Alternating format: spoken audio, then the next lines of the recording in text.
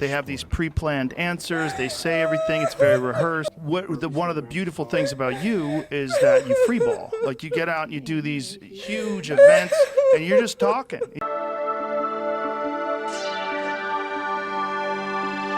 Hey guys, welcome to the Liberal Hive Mind, a channel solely focused on exposing the abundant hypocrisy of the left. You know, I love a good election aftermath. During actual election season, a lot of the stuff that's going on in the campaigns is hush-hush. It's happening behind the scenes, and so you don't get too much of a glimpse into what's actually going on. But then, of course, post-election, that's when everybody starts spilling the beans, especially on the losing side. You know, when Kamala Harris was candidate Kamala Harris, there's a potential that she becomes president. And so a lot of people are reluctant to speak. They don't want to get on her bad side or sabotage the campaign, obviously. But after losing, when it all comes crashing down, yeah, loyalty starts to fade a little bit. And that's exactly where we are right now. And so just like I said, the insiders, the campaign insiders, well, they're starting to spill the beans. And now we're finally getting a clear look into exactly what happened between Kamala Harris and Joe Rogan and what led to the disconnect there, why they squandered that opportunity so badly. Of course, we already heard Joe Rogan's side. Well, now we're hearing the Kamala Harris campaign side. And yeah, it's pretty much just as pathetic as you might imagine. And the way Democrats are reacting to this new revelation, well, is possibly the most pathetic and most telling part of this story. Let me show you guys exactly what's going on. We got some stuff to get into, so let's roll the tape. All right, folks, so here's the headline that just released. We got a piece here from the New York Post that writes, Joe Rogan's Trump episode was a, quote, traumatic event for Kamala Harris, and new book excerpts reveal how vice president's proposed interview fell apart. The Hill actually did a quick rundown on the details that are coming to light here. Take a look. There was a crucial appearance that Harris failed to land, however, and that was on the Joe Rogan Experience.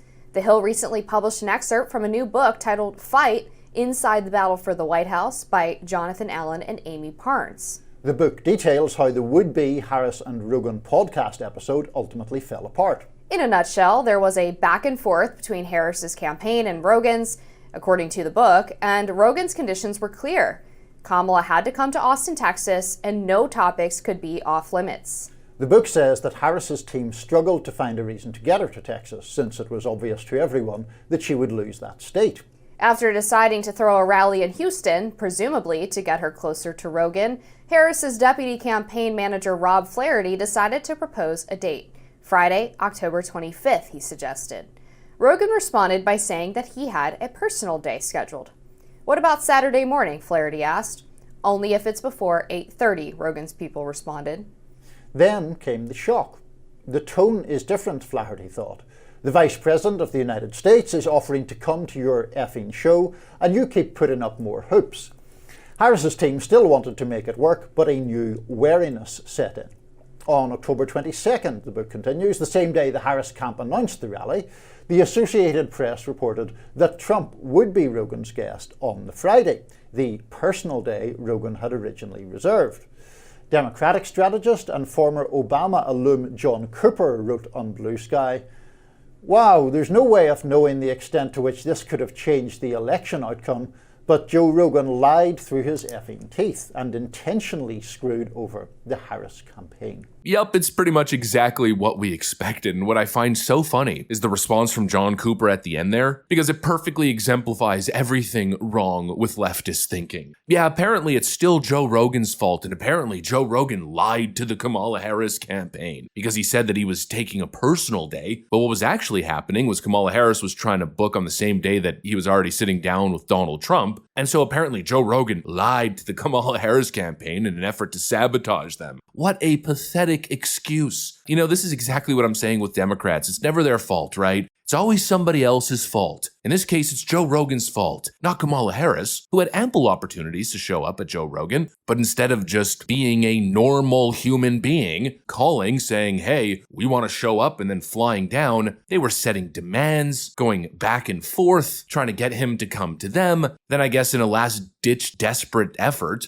they set up a phony rally in Houston. I think what ended up being that fake Beyonce concert that turned into this massive, trashy catastrophe. And it just so happened that when they scheduled that, Joe Rogan was already planning to sit down with Donald Trump. And instead of telling them that, he just said it was a personal day. And supposedly, that's what's to blame, right? That's what happened. It wasn't Kamala's fault, it was Joe Rogan's. I mean, really? What in the delusional crap is that? As if Joe Rogan has some sort of duty to tell them exactly what's going on in his schedule, as if it would have changed anything. Whether he said it was a personal day or he was sitting down with President Donald Trump, it wouldn't have changed anything, and he doesn't owe them full transparency on his schedule. It's just such a pathetic level of entitlement. And once again, Democrats showing their inability to negotiate, because that's what this was, right? Do you have the leverage to be able to dictate terms with Joe Rogan? No, of course not. Kamala Harris is an absolute dweeb. She has no cultural pull. She's the one who's dependent on Joe Rogan and his incredible platform. And for some reason, Joe Rogan has to totally capitulate to all of their demands and bend and mold his schedule to fit Kamala Harris? What an utter joke that is. Essentially, what I'm getting from this is the opposite of what Democrats are trying to spin. It basically confirms exactly what we already knew. The Kamala campaign overcomplicated things because they're absolute freaking cowards. They wanted to dictate the topics. They wanted to turn the interview into a scripted ad, essentially. And Rogan said no. And this suggestion that Joe Rogan was playing hardball and it made it impossible for Kamala Harris to fit in on her campaign schedule is also a complete joke of an argument. I mean, we saw Kamala Harris's campaign schedule. She was hardly campaigning. She barely did any events. And the events that she did do, she barely spoke and handed over the stage to whatever celebrity shillbot was available to get on the freaking DNC payroll. It's just so pathetic. It's such incredible delusion, such Democrat copium. We were sabotaged by Joe Rogan. No, you were sabotaged by your own freaking cowardice. And see, that's the story here. You know, that's what Democrats don't want to contend with. That's what they don't want to have to face, the truth. Just take a step back and look at this entire situation. If you have eyes, ears, and a working brain, well, then it's obvious what happened. It's obvious what their weakness is. They can't handle tough conversations. Kamala Harris wanted a safe space, a softball interview where she could vomit out pre-approved talking points with zero pushback. But that's not how Joe Rogan works. Rogan's audience isn't CNN's viewership of angry wine moms and terminally online Loretic college activists. His audience is regular working class Americans, people who have no interest in the phony world of the mainstream media. No, it's an audience that just want authentic conversations. And obviously, Democrats can't deliver there. So weak and so pathetic. And what's especially weak and pathetic is how they're responding to it, describing the Joe Rogan miss as a traumatic experience. What is wrong with these people? Just freaking show up, sit down, have the damn conversation. But of course not. It's never that simple, right? No, it's never that simple in Democrat circles. It's always overly complicated with these wokesters, especially the young wokesters, and that's another pathetic and weak part of this whole conversation. We're now also learning, thanks to James Carville, that one of the main reasons why Kamala Harris was apprehensive of showing up on the Joe Rogan podcast was because her young woke staffers had serious issues with it. The vice president was thinking about going on Joe Rogan's show, and a lot of the younger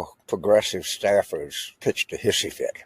Supposedly the campaign said that wasn't the term de facto, but they did. When you put a campaign together and you hire young people to do work, let me tell you exactly what you tell these people, what I would tell them. Not only am I not interested in your opinion, I'm not even going to call you by your name. You're 23 years old. I don't really give a what you think. And let me tell you another huge error is when people said campaigns need to reflect progressive values. No, they don't. Campaigns are authoritarian by their nature. If I were running a 2028 campaign and I had some little snot-nosed 23-year-old saying I'm going to resign if you don't do this, not only would I fire that mother on the spot, I would find out who hired them and fire that person on the spot. I mean, you can imagine what happened. Kamala Harris is confiding in her 19-year-old Gen Z TikTok team of campaign strategists. Should we go on Joe Rogan or should we not? And probably half the people broke down in tears going on about Joe Rogan and horse paste and I don't know, white supremacy or something. You people are delusional, weak, and pathetic. Honestly, I just want to keep using those words over and over again because it's absolutely true. It's always somebody else's fault, right? No, it's your fault. This is what happens when you develop a culture of safe spaces. This is what happens when your left-wing audience is so ideologically dogmatic that it limits what you can and can't say or what conversations you can't and can't have, because your young green-haired audience is going to throw a hissy fit if, God forbid, you tell the truth or have an open conversation with somebody willing to tell the truth. Anyways, now we pretty much have full clarity. The Democrats want to blame everybody else, of course, but clearly, there's no one to blame but themselves. It shouldn't be so complicated to fly down to Austin to meet up with Joe Rogan and have a conversation, and it's not Joe Rogan's fault. He made it as easy as it could have possibly been. And you Democrats had like 3 months to schedule it and get it done, but you didn't. You tried to do it last minute in a desperate attempt to keep up with Donald Trump, but even then you wanted Joe Rogan to bend the knee. It's peak entitlement, it's weak, it's pathetic, and it's just unbelievable that they can't see it. Anyways, that's pretty much what I got for you guys on this one. Hopefully you enjoyed the video. If you did, make sure to leave a like and possibly subscribe. Thanks for watching, and I'll see you on the next one.